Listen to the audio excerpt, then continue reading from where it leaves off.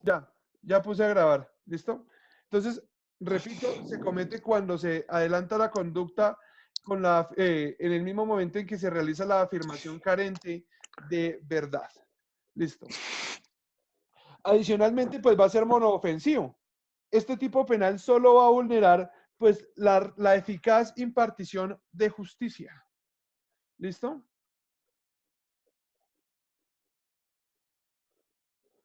La recta y eficaz impartición de justicia.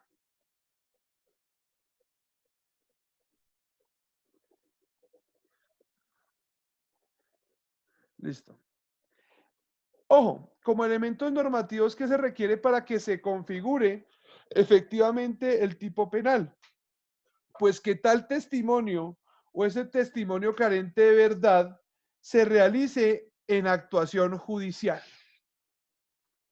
o administrativa. Profe, un ejemplo de carencia de esta, o sea, de este delito en un delito En un administrativo. O sea, proceso si esta administrativo, conducta en administrativo. por ejemplo, falso testimonio en un proceso disciplinario. ¿Sí? Ahí claramente se puede manifestar la existencia del falso testimonio. Entonces, estamos en un proceso disciplinario, que es un proceso de características administrativas, ¿sí? Sí, O, sí. por ejemplo, en un proceso de responsabilidad fiscal, ¿sí? Que es un proceso administrativo, ¿sí? No es un proceso judicial. O, por ejemplo, que se le otorgue una pensión. ¿Eso es un proceso administrativo? Sí. Sí. Que se afirme alguna circunstancia. ¿Qué pasa, Miguel? Él Profe, lo veo muy callado. Señora. yo tengo una pregunta. Por ejemplo, cuando se recibe un testimonio bajo una persona que es de, o sea, que siempre está bajo los efectos alucinógenos de las drogas. Uy, pues ahí sí es muy complejo, porque ¿qué credibilidad puede tener ese testimonio? ¿Sí? Y hay varios casos donde, pues yo puedo, por ejemplo, hablar de quizás de una inimputabilidad porque esta persona, debido a su consumo de drogas, pues no tiene un trastorno o tiene un trastorno que no le permite conocer o tener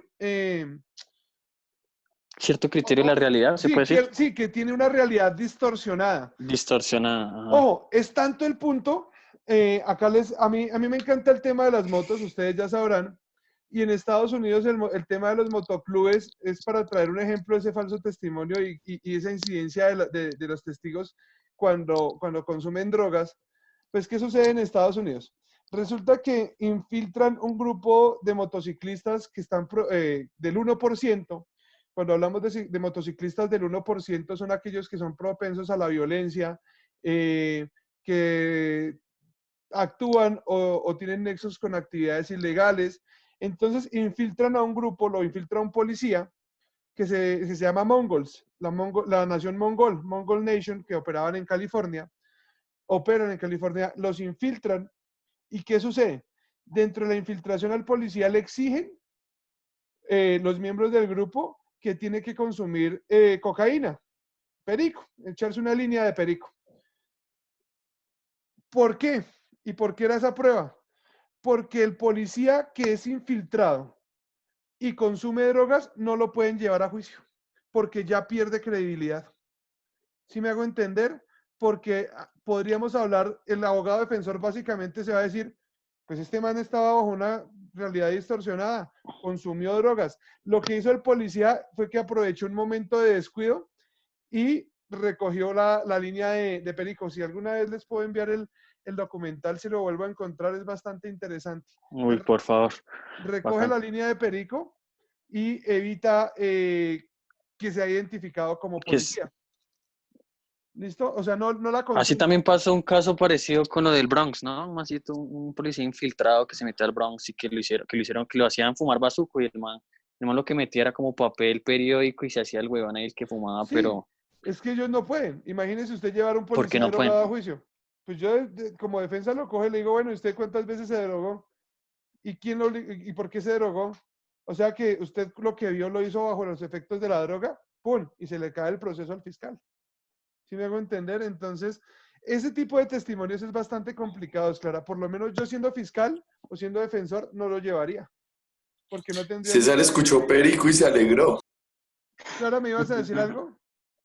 Desde que Es solo que, sí, es que, por ejemplo, y en el caso, por ejemplo, de las denuncias que se hacen sobre esas personas, por ejemplo, en el caso mismo de los policías, digamos, cuando yo conocí un caso de un policía que lo llevaron a la URI, perdón, llevaron a una persona por porte de estupefacientes sí, y el muchacho manifestó, a ese muchacho manifiesta que después que uno de los policías le pidió dinero para dejar, para quitarle como parte de la droga que le encontraron. Pues, ese caso tú me lo Entonces, habías contado ya. sí, sí, exactamente. Ah, sí, Sí, sí, sí. Y resulta que, bueno, el que inició la denuncia ni siquiera fue, lo inició la fiscalía, no sé, de oficio, apenas conoció la noticia criminal. O sea, ni siquiera el sí, muchacho instauró una denuncia como tal, sino fue la fiscalía la que inició de la oficio, investigación. Ujú. sí.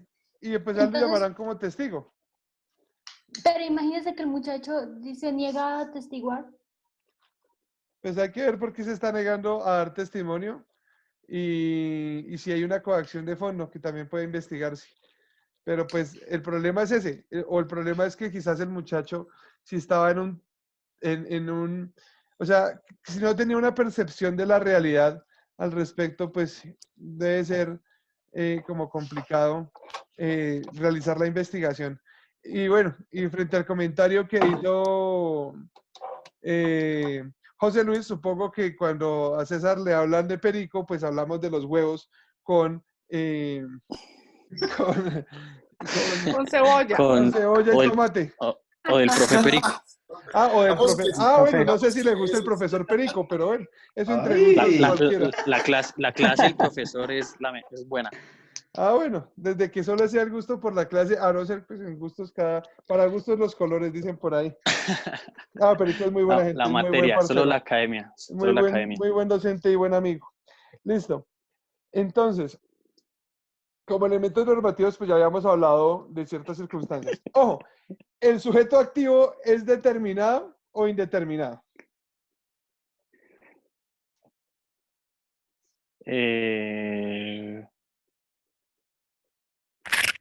Determinado, profe, porque es el que indeterminado, realiza el testimonio, el falso testimonio. indeterminado, indeterminado. Ojo, es determinado. Claro. ¿Cómo me van a decir que indeterminado? Es determinado. La calidad de testigo no No, la tiene determinado. cualquiera. Tiene que ser clara. testigo en esa actuación judicial para que sea o sea, digamos que yo soy un pobre huevón que me llegan allá y yo no soy testigo y no voy como testigo, pues no cometo la conducta punible. Si me hago entender, tiene que tener esa calidad de testigo y tiene que ser ante la autoridad judicial. Ojo, testigo no es cualquiera, sino aquel que ha sido llamado como testigo dentro del proceso. ¿Sí me hago entender? Es decir, sí existe una cualificación jurídica y es esa persona que ha sido, que es llamado como testigo en una Testigo. actuación judicial o administrativa. ¿Listo? Ya ¿El sé, sujeto ok. pasivo quién es? El Estado. Evidentemente, es el Estado. Claramente es el Estado. Listo. Ojo, ¿el verbo rector cuál sería? Mm, Faltar o callar, a la es verdad. decir, compuesto alternativo, es faltar a la verdad o callarla parcialmente. ¿Sí? Es decir, sabiendo que usted tuvo conocimiento, pues no afirma o no reafirma plenamente lo que vio, sino que omite, ¿sí? Dar la versión completa. Listo. ¿Encontramos elementos descriptivos? Sí, encontramos circunstancias de tiempo y de modo. ¿De tiempo cuál es? ¿Cuál sería una circunstancia de tiempo como elemento descriptivo de la falsa del falso testimonio?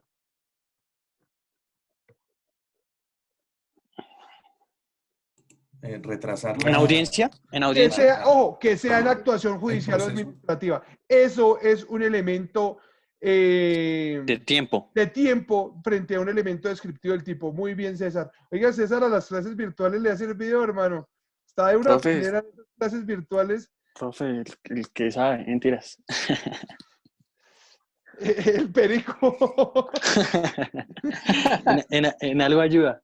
Ah, bueno. Mentira. Pues yo estoy hablando del perico del desayuno, no del profesor Obvio.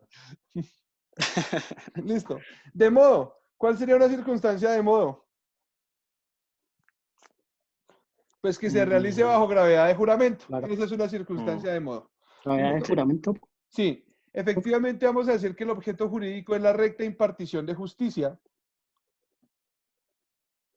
y la protección del testimonio dentro de la actuación judicial. Ojo, el testimonio es una prueba dentro de los procesos, ¿sí? Y por ejemplo en un proceso penal aún más, porque, bueno, en todos los procesos, pero es que el proceso penal, el testimonio tiene una connotación sumamente importante, porque pues le permitirá a uno llegar a la reconstrucción de esa verdad procesal que se busca. ¿Listo? Pues como en todo, pero en últimas, el hecho de atestiguar es bastante importante. Listo. ¿Hablaríamos de concurso de conductas punibles? Sí. Por ejemplo, podemos hablar, podríamos encontrar el concurso con fraude procesal.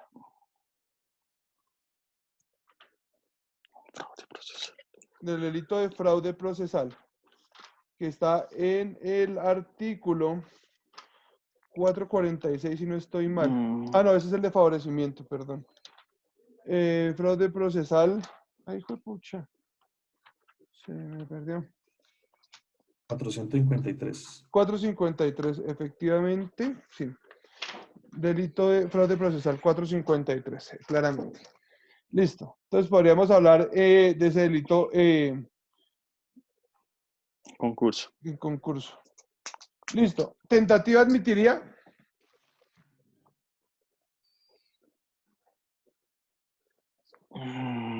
No, no. No admite tentativa.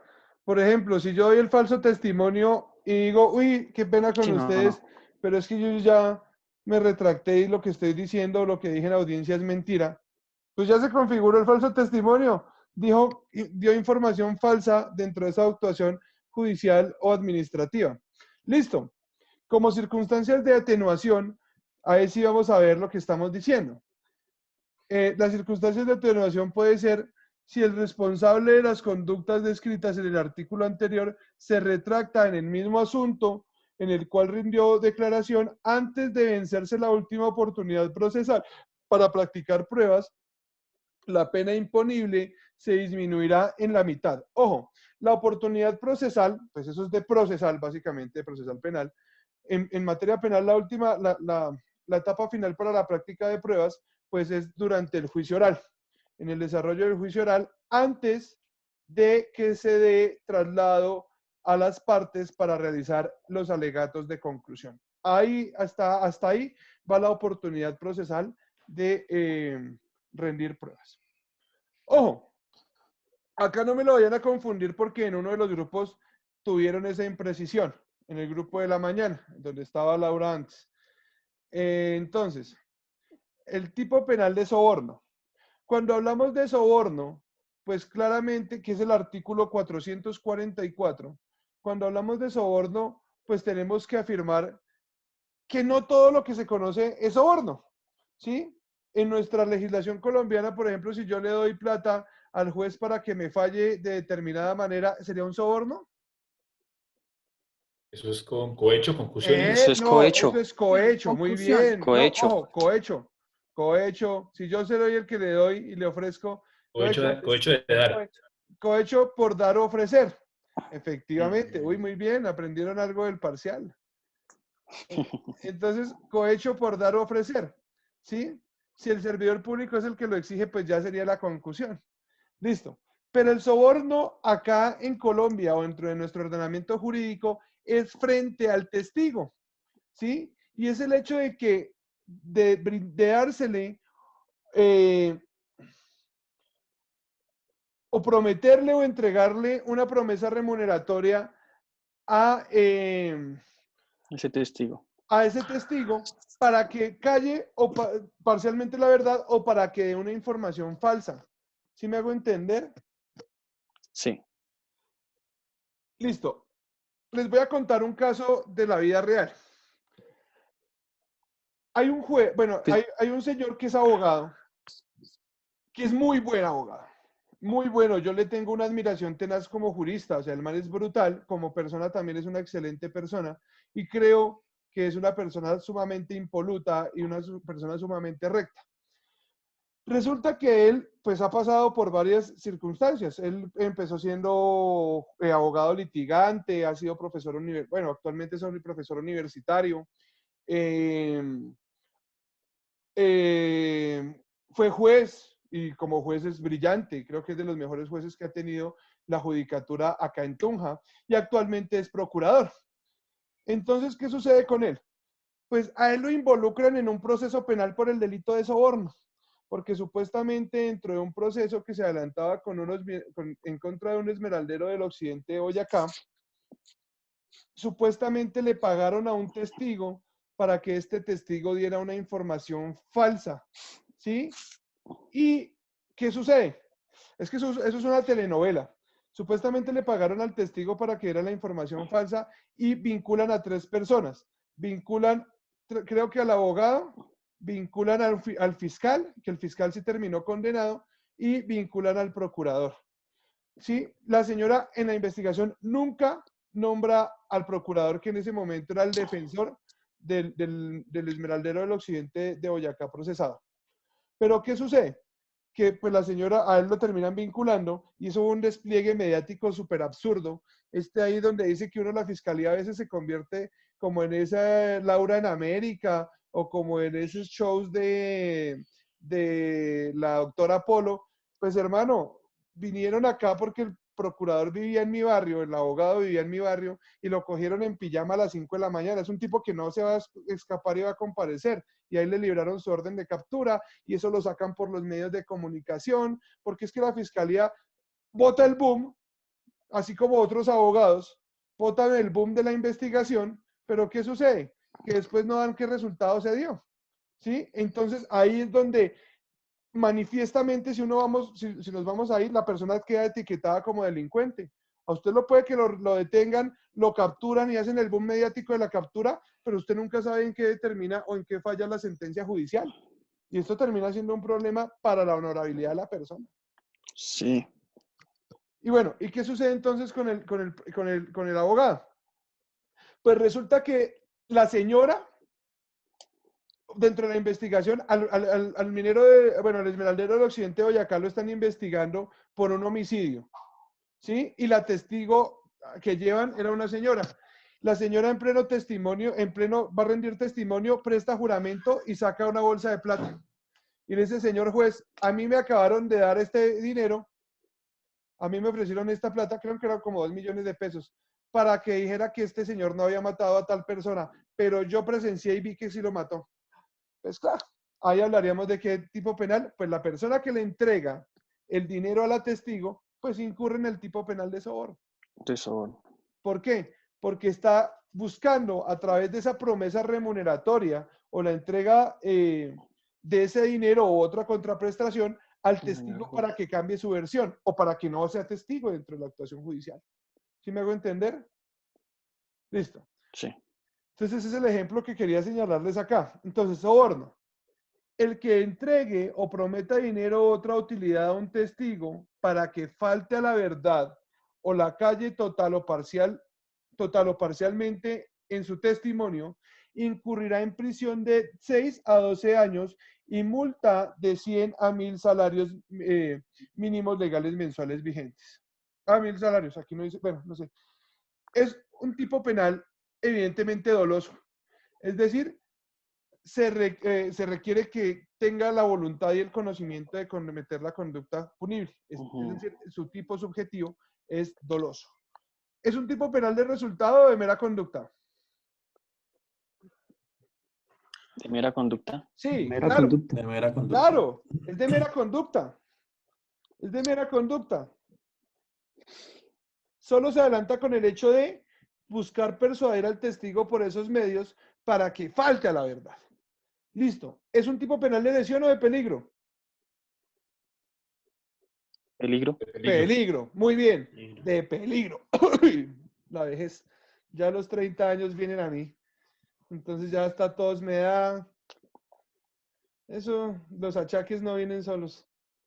profe, son 30, no 50. Por eso, yo quería ser veinteañero por siempre. Uy, sí. Sí. Ya uno no puede salir a farra 3 días. Un día y tiene guayabo 3 días. Eso le pasa a uno.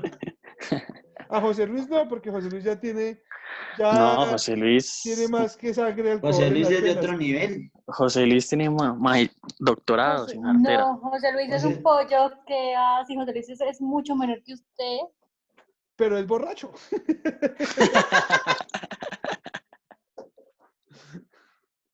¿Cuántos años tiene José Luis?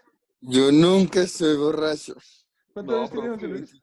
25 apenas. Pero ya tiene un hijo, mire, vegano, tiene más experiencia, ya es viejo. 25 y tiene un barril de 55 en el estómago. Y es viejo. Ay, mire quién habla. Listo. ¿Ah? Ojo, es de ejecución instantánea. Ese tipo penal es de ejecución instantánea. Es decir, se adelanta en el mismo momento en que se rinde, en que se realiza ese soborno. Listo. Es monoofensivo, es decir, que solo va a vulnerar el bien jurídico de la recta impartición de justicia. Pues busca, bueno, ya lo vamos a desarrollar, entonces ya nos calmamos un poco.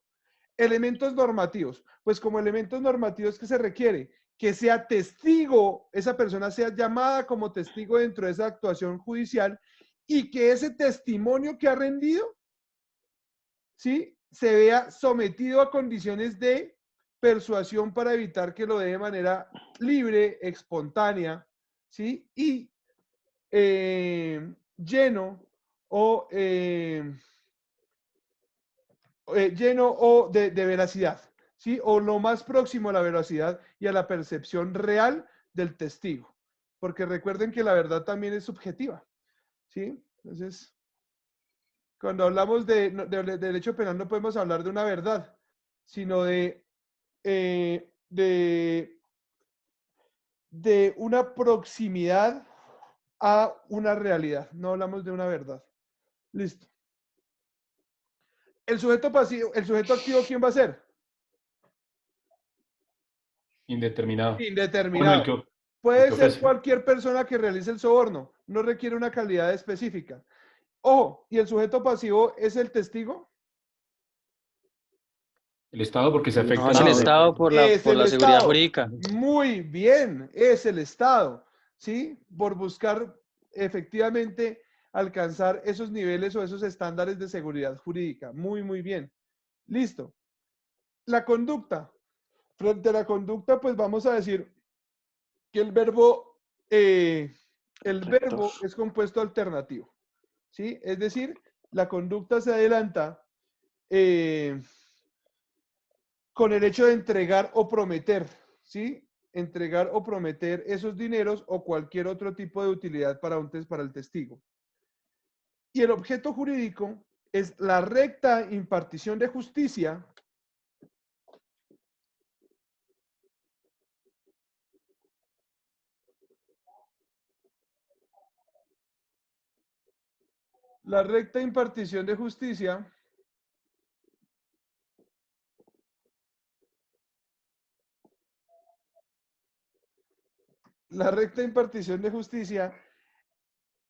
en búsqueda de la protección de la prueba testimonial. ¿Y el objeto material cuál es? Fenomenológico. ¿Por qué? No, personal. Personal. ¿A quién voy a buscar persuadir? ¿Sobre quién recae la conducta punible? Sobre aquel que es Sobre el testigo, testigo. es decir, sobre una persona. Persona. Sí, efectivamente.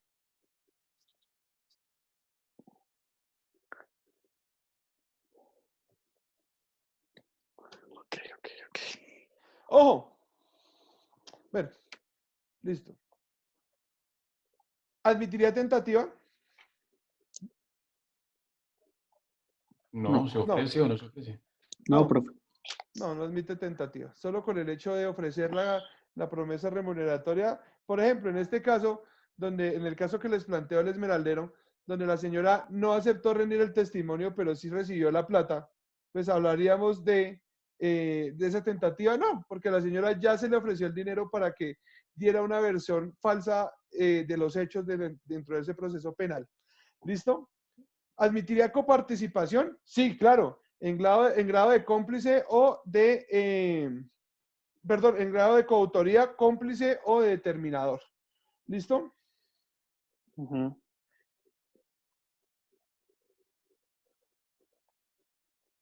Listo. Artículo 444A.